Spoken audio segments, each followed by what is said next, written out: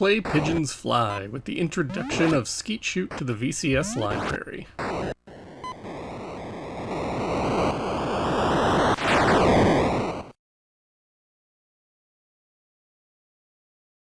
A couple months have gone by since Sears' Super Breakout started hitting store shelves, but December brought with it 3 new third-party games.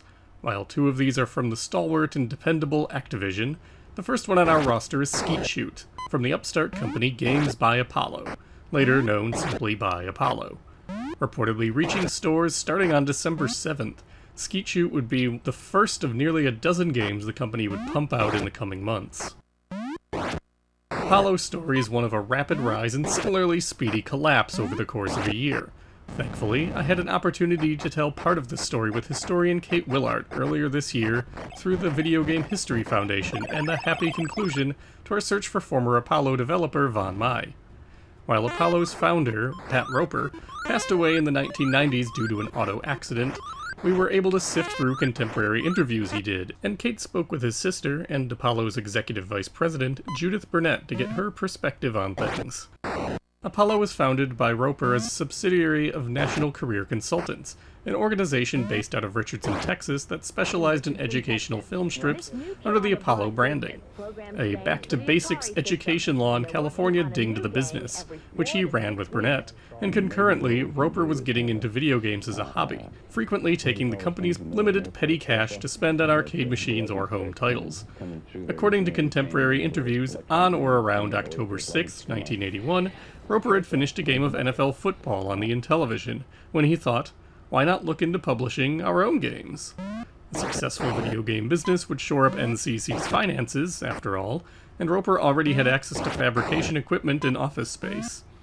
Roper took some of NCC's limited funds and ran an ad in the October 17th editions of the Dallas Morning News and the San Francisco Chronicle seeking developers, hoping to hire someone and get the ball rolling for Apollo's entry into the gaming market. Enter Ed Salvo, who saw the ad and responded. According to contemporary sources and Salvo's 2006 interview with Scott Stilfen, Salvo had recently moved to Iowa for a project at Collins Radio that was canceled the day he showed up. He'd recently purchased an Atari 800 computer and was looking at ways to make money off of it, and fortuitously, the dealer who sold him the machine was interested in entering the VCS market. Salvo purchased a Magicard from Computer Magic and learned how the VCS worked, developing a flight simulator program in the process through a $5,000 contract. While the dealer lost interest and the game was never published, this was enough to get Salvo familiar with the VCS's architecture and to begin developing for the console using his 800 and an EEPROM burner. Coincidentally, a friend of his living in Dallas saw Roper's ad and sent a copy to Salvo. Salvo called the number on the ad, explaining that he had a game, Skeet Shoot, that he'd already developed over a 4-week period at home in his downtime. Roper, interested, flew him down to Dallas for a meeting. Roper initially offered Salvo the head of development position at Apollo, which Salvo turned down, believing it to be too risky.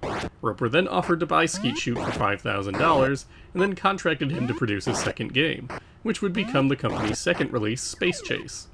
After that was completed, Salvo agreed to take on a role as the director of development, and remained at the company until only a couple weeks before it filed for bankruptcy. Burnett said all of Apollo's cartridge assembly and box and manual production were done within the company's existing facilities, and at its peak, the company employed 50 people, including 15 game developers. Skeet Shoot is a take on the old target shooting genre. These were a visible part of the console space in the late 1970s, with titles such as Atari's own Air-Sea Battle, RCA's Space War, APF's Rocket Patrol, or a Fairchild's aptly named Shooting Gallery. In each of these titles, players are tasked with timing their shots to hit targets going by, with either a limited amount of time or targets to work with. Often, players have very little control over their own location and firing angle, making these little more than games of reflexes and spatial reasoning. Skeet Shoot does build on this formula in some regards, notably in positioning. Different game types will set up the player in different spots and determine which angle the clay pigeons are fired at, with the default first game type shifting both after each pigeon is sent flying. The second game type on the card is one of several 2-player games, but handles this in a unique manner, with the shooter determining their position and the opponent setting the pigeon's firing angle. In all other 2-player games, the opposing player chooses the firing angle, with it not launching until they push the button. The difficulty switches adjust pigeon speed, albeit in reverse of the standard A-B setting. The game modes with variable angles and firing positions are difficult and borderline unfair given how little time you get to react to the situation, while the games with fixed settings become reaction-driven contests to see how quickly you can fire to hit the pigeon. After 25 clay pigeons have been launched, the game ends. Skeet Shoot's difficulty switch is an interesting view of extremes. When set to A, the clay pigeons fly so slowly that the hard part is making sure you actually hit them before your bullet whizzes by. When set to B, they move so quickly it's almost impossible to react unless you're playing a game mode with set positioning and angles. That said, these set game modes are good for learning the timing required to hit the pigeons at different angles and locations, even if they get a little old more quickly. The variable games are the real meat and potatoes of Skeet Shoot, and making these default rule sets for the multiplayer modes is a great choice. Skeet Shoot isn't much to write home about solo, but it's an interesting experience with a partner. And that's pretty much all there is to Skeet Shoot. It's an incredibly simple game, and visually has more in common with one of the earlier games on the console than one of the elaborate displays seen in Activision and Atari's recent releases. Still, this was a game made in isolation, in spare moments, by someone who is functionally self-taught other than the Magic Card manual. In that respect, Skeet Shoot is a pretty admirable cartridge, even if it's not particularly exciting. Nothing about it is an indictment of Ed Salvo's programming chops either, as his future games are all major improvements over this one. Though on that note, Skeet Shoot is probably the buggiest game to come out on the VCS at this point. That is to say, the initial run of the game has an incorrect number of scan lines, 286 specifically, for a standard NTSC television, and as such, if you're playing a copy on a television that doesn't have vertical hold or on a modern display, it won't really be able to effectively latch onto the signal. You can see here how the RetroTink 5X I used to capture video struggles with this initial release. This was recalled, and a second ROM revision was produced in short order that fixes this issue. And according to an interview with Roper and Salvo in the January 1983 edition of Electronic Fun with Computers and Games magazine, the cartridge was successful for the company. The same issue notes that the original Skeet Shoot run was already a bit of a collectible due to the bug. Success or no, the response to Skeet Shoot was not terribly positive. A May 1982 edition of Electronic Games calls the game decidedly mediocre while describing Apollo's game library, and elsewhere in the issue the writers say it could have used more fine-tuning. The UK-based TV Gamer called it the worst game in the VCS library, while Video Games Player called it boring, and a Capital Times article out of Madison, Wisconsin simply called it unimpressive. The kindest words I've come across were in the pages of Video Arcade Games, where the game's summary describes it as a game needing fast reactions that may not appeal to space adventure fanatics.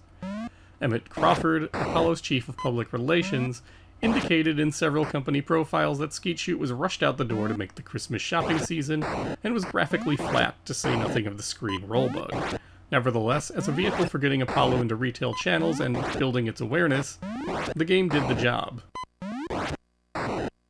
There is certainly more to Apollo's story, as the company pushed out several waves of games in 1982 and, as Burnett put it, grew too quickly without the resources other companies had, leading it to ultimately enter bankruptcy by the end of the year. Although Burnett kept the film strip business going through 1983. In that regard, Apollo really demarcates the highest highs of the VCS console market and the start of the third-party explosion, as well as the beginnings of the home video game bubble popping. Skeet Shoot may be their weakest release, and indeed one of the weakest in the entirety of the VCS library, but it is historically interesting for those reasons. Just don't expect an experience on par with Space Invaders when booting it up.